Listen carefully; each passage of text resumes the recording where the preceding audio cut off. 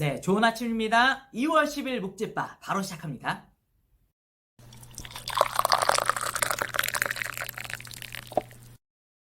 오늘은 로마서 2장 17절에서 24절 말씀으로 함께 묵상하도록 하겠습니다. 먼저 본문을 읽도록 하겠습니다. 유대인이라 불리는 네가 율법을 의지하며 하나님을 자랑하며 율법의 교훈을 받아 하나님의 뜻을 알고 지극히 선한 것을 분간하며 맹인의 길을 인도하는 자요 어둠에 있는 자의 빛이요 율법 위에 있는 지식과 진리의 모본을 가진 자로서 어리석은 자의 교사요 어린아이의 선생이라고 스스로 믿으니 그러면 다른 사람을 가르치는 네가 네 자신은 가르치지 아니하느냐? 도둑질하지 말라 선포하는 내가 도둑질하느냐? 간음하지 말라 말하는 내가 간음하느냐? 우상을 가증 여기는 내가 신전 물건을 도둑질하느냐? 율법을 자랑하는 네가 율법을 범함으로 하나님을 욕되게 하느냐?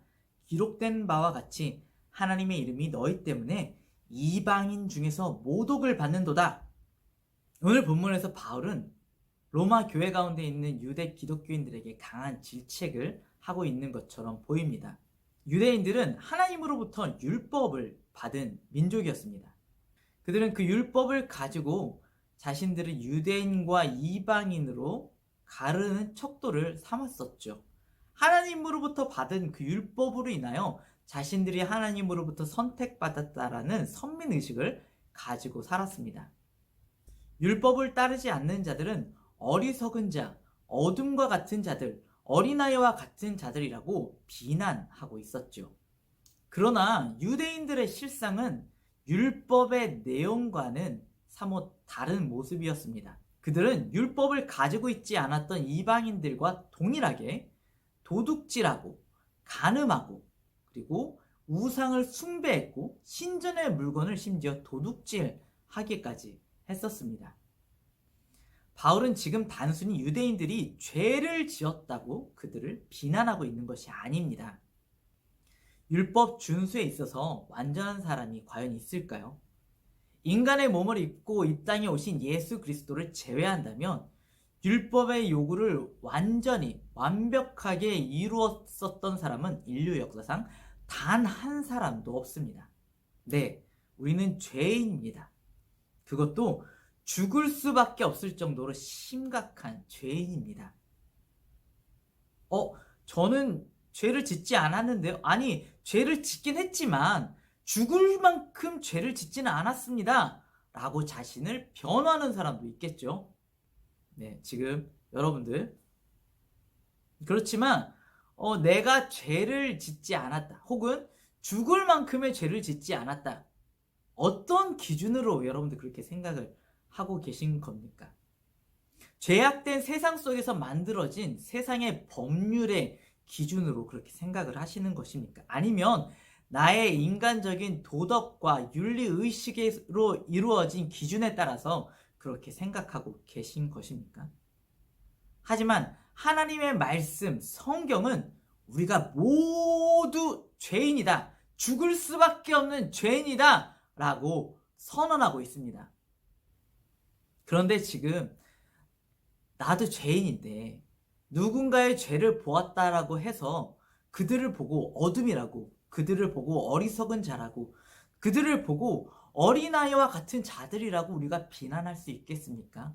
우리가 우리의 죄인됨을 인정하고 시인한다면 다른 사람의 죄를 보고 비난할 것이 아니라 그 죄성을 동일하게 가지고 있는 자기 자신을 바라보면서 비통히 여기고 슬퍼하고 함께 하나님 앞에 엎드려야만 할 것입니다. 바울은 지금 그것을 유대인들에게 이야기하고 있는 것이죠. 하나님은 쓰레기 같은 우리들을, 그 더러운 우리들을 주워다가 다시 처음부터 새롭게 만드셔서 하나님의 존귀한 아들들로 만들어 주셨습니다. 이를 위해서 하나님께서는 사랑하는 독생자 예수 그리스도라는 귀한 값을 치르셔야만 했습니다. 이 은혜를 우리가 받았다라면, 이 은혜를 우리가 깨달았다라면 이제 우리가 이전과는 동일하게 살 수 없을 것입니다. 그냥 동일하게 살면 안 됩니다. 하나님의 자녀가 되었는데 여전히 죄인된 모습으로 살아가고 있다면 무언가 잘못된 것입니다. 그렇다고 우리가 율법으로 살 수 있을까요? 우리에게는 율법대로 살 수 있는 힘과 능력이 없습니다. 그러면 어떻게 해야 할까요? 사랑하는 순복음의 청년 여러분, 이제 우리는 은혜로 살아가야 할 줄로 믿습니다. 은혜 받은 사람이 율법을 범하는 것은 하나님을, 은혜 주신 사람을 모독하는 일이라는 사실을 이제는 기억해야 합니다.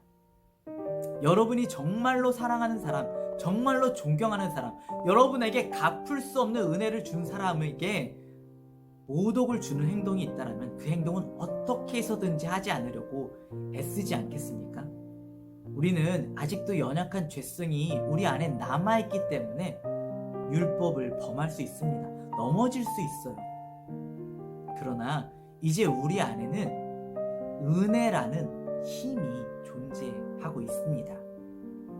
우리에게 은혜 베풀어 주신 하나님, 너무너무 사랑하는 아버지를 위해서, 그 아버지를 기쁘게 하기 위해서 우리가 율법의, 하나님의 말씀의 뜻 가운데 살아가기로 애써야 할 것입니다. 넘어지더라도 다시 일어나고 또 다시 일어나서 하나님의 말씀 앞에 여전히 늘 항상 서 있는 저와 여러분들 되시기를 주님의 이름으로 축원합니다. 오늘의 묵집바 여기까지입니다. 좋은 하루 되세요. 안녕.